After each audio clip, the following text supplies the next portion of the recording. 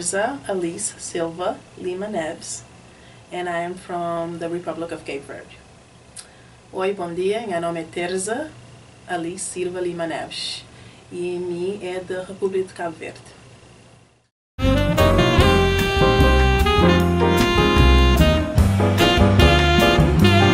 So the Republic of Cape Verde, or Cabo Verde, is located off the west coast of Africa. It's an archipelago of 10 islands, 9 are inhabited.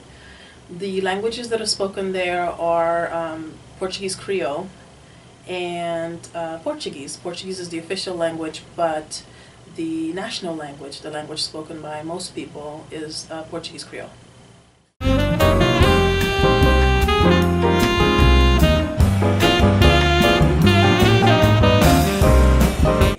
And so I often have this joke with my students, and this is after, of course, I've been in this country for more than 20 years.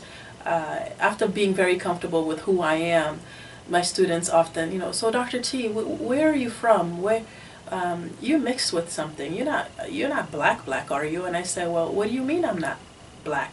Well, you don't look African. You don't look black. You sound funny. And I always say, please, you're the new black. I'm the old black.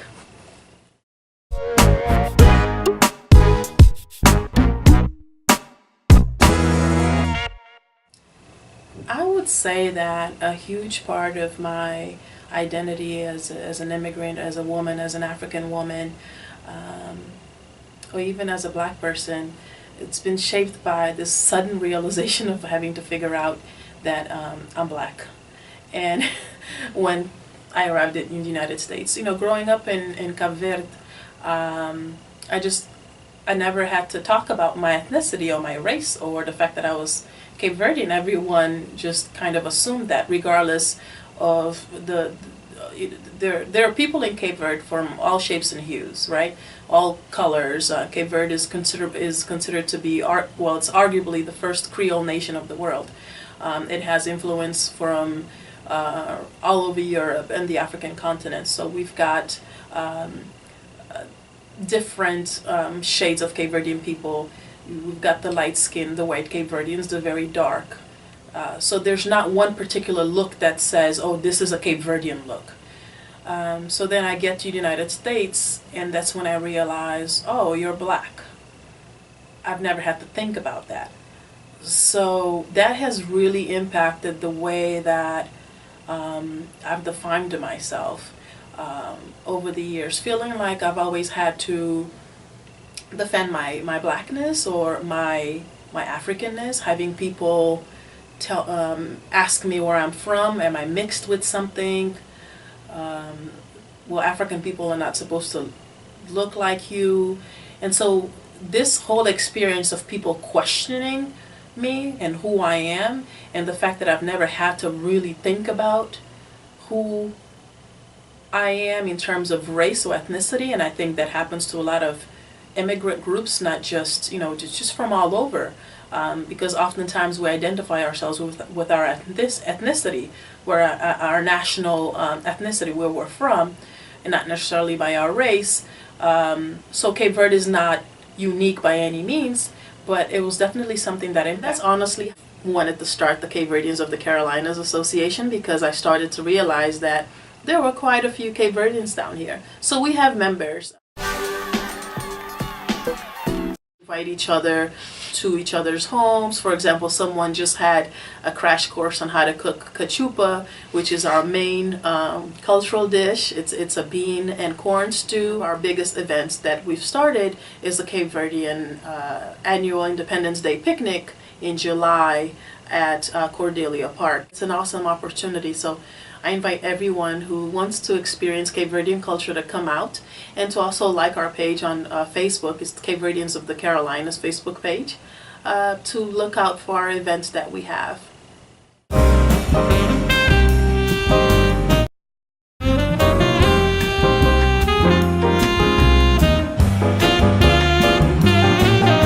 We have a history that is different from the history of colonialism. We have our own cultures that is different from the colonial experience. So it's important for me to teach these classes that I teach on the African diaspora and you utilize specific case studies to highlight this history and this culture that is separate from the colonial experience, because oftentimes we find ourselves teaching the history of the people, but so attached to the colonial experience that we don't see that the people actually have agency and that they have the independence and they've been able to create their own history and their own culture aside from the colonial experience. That's why it's important that I continue to do what I do, to give my Cape Verdean people a voice, and to also allow students to give themselves a voice away from colonial legacy, away from the legacy of slavery, for them to see themselves and not a reaction to imperialism and colonialism.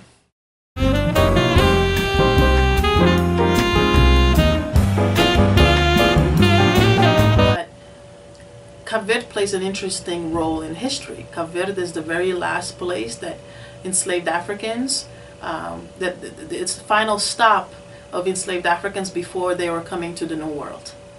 So there's a specific place on one particular island, the Santiago Island, the capital, where you still see the legacy, the actual physical place where enslaved Africans would be held before they were shipped off. Some to reach the New World and some never to reach the New World. Those who lost their lives at sea. So Cape Verde plays an interesting part in history. This is, again, the last grooming place, and I say, grooming, quote unquote, where enslaved Africans would be. So those who were, quote unquote, groomed enough to make it onto the ship would go, and those who weren't would remain in Cape Verde, and that's how you have, and that's kind of started the foundation of the Cape Verde.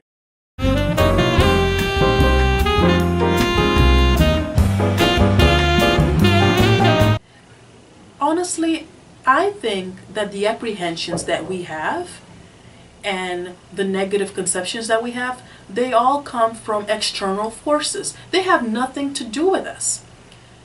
It's all things that have been propagated through the media, through false advertisements, through literature.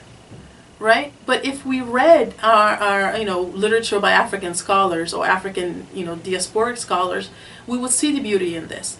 But because of what's been taught mainstream, has kind of implicated the negative side of blackness so much that we've started believing that. We've believed it, that there's something wrong with, the idea of blackness, that there's one way of perceiving blackness, that because one is light-skinned, one is not, quote-unquote, black, or one is not African. But only if we stopped and realized that blackness is so rich, it's so complex, it's so diverse. That's what makes it wonderful. That's what makes it amazing, that blackness is not defined in one way. That blackness means different languages, different cultures, different hues, different people. That there's not one way to look at it. There's not a view from the United States. There's not a view from the African continent. There's not a view from the Caribbean. That blackness is all of us, with all our light skin and dark skin, with all our different languages, whether it be Portuguese, Spanish, or English, or Dutch, right? If we understood, but truly understood the complexities and the beauty of this diversity that exists within blackness as a concept, I think we'd, not to sound corny or something, but would give peace a chance, and we'd be able to create better relationships between the different communities. So when you think of Charlotte, I want you to know that Africa and its diaspora is right here.